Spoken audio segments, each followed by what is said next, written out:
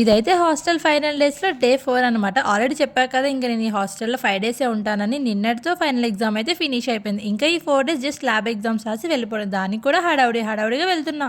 పొద్దున్నే ఎవరి మొహం చూసి వెళ్ళానో ఏమో కానీ ల్యాబ్ ఎగ్జామ్ మొత్తం గోవిందా దేవుడి పైన భారం వేశాను. అలా జస్ట్ పాస్ చేస్తారో లేదో కూడా అర్థం కావట్లేదు.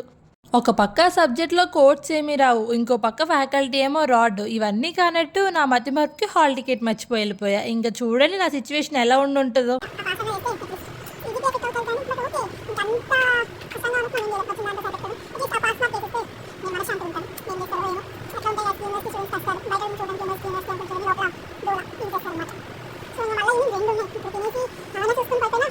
అలా కాసేపు అరిచి నాకింకా ఆకలేసి మెస్‌కైతే వచ్చేసా. ఏమన్నా తిందామని. తీరా ఇక్కడికొచ్చి చూస్తే ఇవి చూస్తేనే కడుపు నిండిపోతే తినే కన్నా అదేంటో గాని. ఇంకా లంచ్ చేసేసి నెక్స్ట్ ల్యాబ్ ఎగ్జామ్‌కైతే వచ్చాను. నేను ఫాస్ట్‌గా వచ్చానా వాళ్ళందరూ లేట్‌గా వచ్చారో కానీ నేనెళ్ళేసరికి ఖాళీగా ఉంది. అప్పుడప్పుడు అనిపిస్తది వాయిస్ ఓవర్ రీడింగ్ కన్నా ఆ మొహంలో ఎక్స్‌ప్రెషన్స్‌తోనే మీకు అర్థమైపోతదేమోనని. ఇందాకేమో అంత చిరాకుగా ఉన్నాను. ఇప్పుడు ఇంత హ్యాపీగా ఉన్నానంటే ల్యాబ్ ఎగ్జామ్ రాసినట్టే కదా! అలా ఈ ల్యాబ్ అయితే ఫినిష్ చేసేసుకున్నా. ఎగ్జామ్ రాసి హాస్టల్‌కి వస్తున్నానో లేదో దారి పొడుగుతా కార్లే ఉన్నాయి ఎక్కడ చూసినా. ఏంటా అని ఆలోచిస్తే అప్పుడు అర్థమైంది ఫస్ట్ ఇయర్స్‌కి ల్యాబ్ ఎగ్జామ్స్ కూడా అయిపోయాయని. వాళ్ళైతే ఎంచక్కగా అన్నీ సదురుకొని ఇంటికెళ్ళిపోతున్నారు.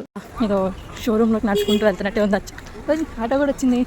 లగేజ్ అంతా సర్లే ఇంకొక 4 రోజులు ఇంక తర్వాత మనం కూడా వెళ్ళిపోతాంలే అని చెప్పుకుంటూ లోపలికైతే వచ్చాను. రాగానే ఇంక మెస్‌లో బాదం పాలు పెడుతున్నారని తెలిసి వెళ్ళి తెచ్చుకొని తాగేస్తున్నా. మా రూమ్‌లో జూనియర్‌కి ఇంక వెళ్ళడానికి 2 డేస్ ఉన్నా కూడా అప్పుడే అన్నీ సదిరేసుకుంది. నేనెప్పుడు స్టార్ట్ చేస్తానో స్టార్ట్ చేస్తే మీకు కూడా చూపిచ్చేస్తా. ఇంక డే 4 నైట్ చికెన్‌తో అయితే ఫినిష్ చేస్తా. మీరైతే ఛానల్‌ని సబ్స్క్రైబ్ చేసుకోండి.